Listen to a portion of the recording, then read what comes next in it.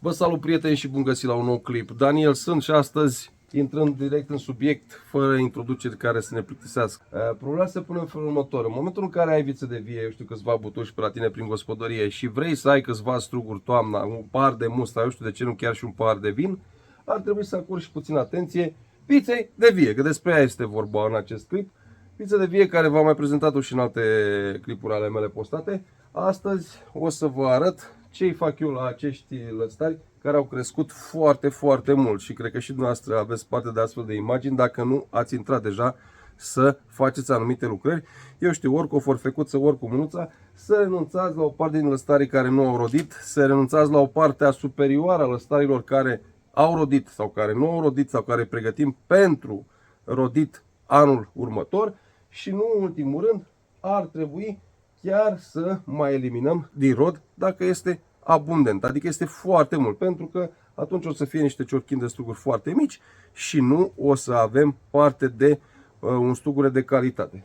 Ce facem? Păi, în primul rând, trebuie să observăm care sunt lăstarii care nu au rodit și care nu au rodit trebuie să-i dăm jos. În al doilea rând, de la bază până unde încep primii lăstari să rodească, ar trebui să dăm jos acei lăstari. Eu nu vă explic copilit, plivit, eu știu cum să nu mai numesc aceste lucrări. Eu fac cam un cocktail 3 în 1 și atunci o să fac toate aceste lucrări o singură dată. Mă adresez oamenilor care pur și simplu au așa un pic de viță de vie prin curte și, exact cum v-am spus, vor să aibă și ei câțiva struguri. În momentul în care renunțați la părțile superioare ale lăstarilor, să faceți bine ca din zona în care ați observat că sunt struguri să mai lăsați câteva frunze, adică să nu tăiați exact din acea zonă, pentru că strugurile are nevoie și de protecție, pentru că dacă vine o piatră și toți strugurii sunt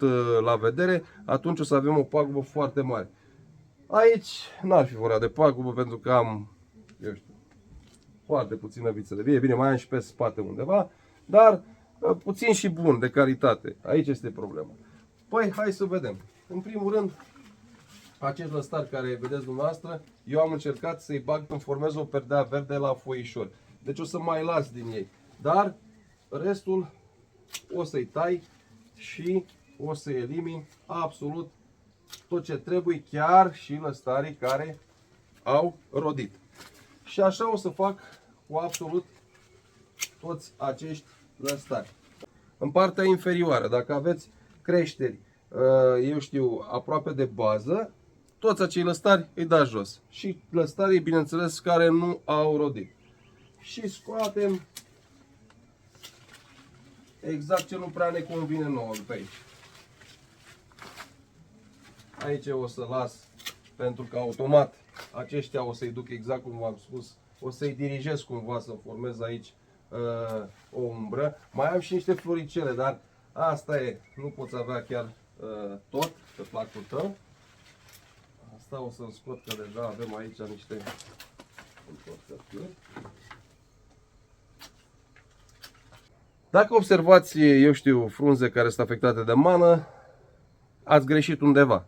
Adică exact cum vedeți și la mine, numai că eu am lăsat intenționat să crească. Aveți foarte mare umbră în interiorul viței de vie și atunci soarele nu poate usca și curenții de aer nu pot intra să vă usuce umiditatea care se formează acolo. Și de la apă pleacă tot și atunci problemele încep să apară. În această perioadă, mana și făinarea. După ce strugurii încep să se formeze, apar și alte probleme, dar în cazul nostru, haideți să nu mai vorbim de probleme, să vorbim de lucruri care trebuie făcute. Eu o să continui treaba, pentru că în ultimul timp am avut foarte mult de muncă. Am făcut niște spații de odihnă la niște căței, o să vi le prezint într-un alt clip. Și inevitabil trebuie să fac și acest lucru, pentru că știți, acasă, mai ales dacă locuiești la țară, tot timpul e de muncă, ce să mai. Observați, aici la fel avem niște creșteri destul de mari. O să elimin și acei lăstari care vă aminteam care nu au rodit deloc, pentru că ei cresc degeaba și consumă resursele absolut degeaba. Deci puteți face și cu mâna acest lucru. Deci e foarte simplu. exact de la bază, de unde cresc frunzele laterale, cu mâna, printr-o mișcare și s-a rupt. Dar eu nu o să fac acest lucru pentru că folosind de foarfeca sunt mai sigur. Pur și simplu eu sunt mai sigur. Și o să mai scoatem din acești lăstari care pur și simplu pe mine mă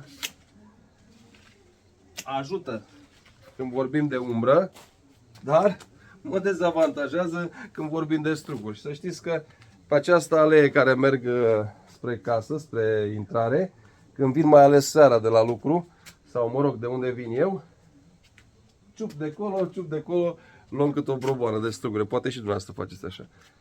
Și chiar îmi doresc să am struguri, dar mulțumesc bunului Dumnezeu, în fiecare an am o parte de recolte destul de ok, adică chiar s-au făcut strugurei și chiar am fost mulțumit de recoltă. Să știți că ce vedeți dumneavoastră, că eu tai puțin mai repede, nu fac așa la nimereală că tai de colo, de dragul artei și să vedeți dumneavoastră că vai Doamne ce vrenic sunt eu, ce harnic sunt. Pentru că vă dați seama, clipul trece, dar eu rămân cu paguba. Deci eu știu de unde să tai, așa fac în fiecare an și dacă și dumneavoastră aveți parte de astfel de imagini, ar trebui să faceți la fel. După ce tăiați și curățați absolut toți lăstarii care vi-am menționat eu puțin mai devreme, deci lăstarii care nu rodesc, lăstarii care au crescut prea mult și zonele unde vi se pare dumneavoastră că sunt așa mai aglomerate, trebuie neapărat lăstarii care au rămas să-i legați. Eu am aici undeva, dacă observați, încă o țeavă, o rectangulară, partea de sus care nu am avut legat absolut nimic de ea până acum.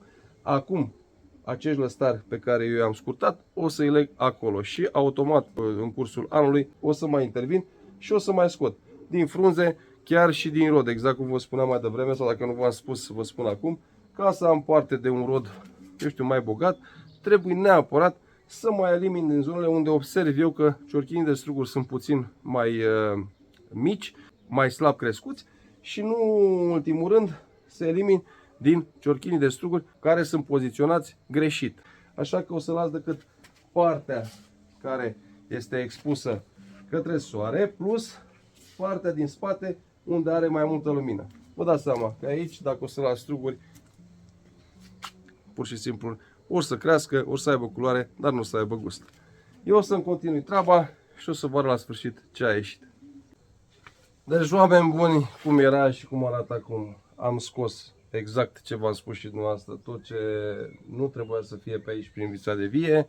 O să aplic un tratament împotriva manei și împotriva făinarii. Fiecare poate să alegă soluția pe care și-o dorește, să o pulverizeze pe vița lui de vie.